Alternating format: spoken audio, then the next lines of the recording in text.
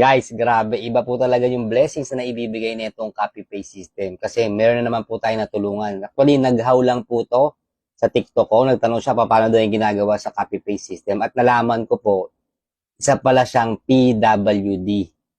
Okay? At nasa bahay lang, hindi siya nakakalakad. Kaya naghanap siya ng opportunity. So nakita niya yung TikTok ko, nagtanong siya at grabe, alam mo, tinuruan ko siya, at the same time, nag-commit siya, in-apply niya lahat na itinuro natin sa kanya at grabe, sobrang happy ako kasi 1 month pa lang po yung kinita niya.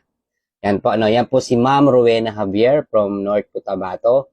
So, kumita po siya ng 39,000, okay, sa loob ng 1 buwan.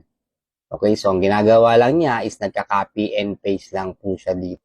Ayan guys, kaya ikaw kung isa kang PWD na katulad ni Ma'am Rowena Javier, sigurado ako na-inspire ka. Pero ito po is open for all. Kung isa kang mami or isang empleyado na naghahanap ng extra source of income dahil lagi na lang kulang sweldo, or isa kang OFW or senior citizen or retired na naghahanap ng extra income na hindi mo na kailangan lumabas ng bahay at purely online, at dito hawak mo yung oras mo kasi pwede mo tong i-part time at least 2 to 3 hours a day. Kasi yung kikitain mo dito, depende yon sa effort na ibibigay mo or sa oras na ibibigay mo. Pag mas marami kang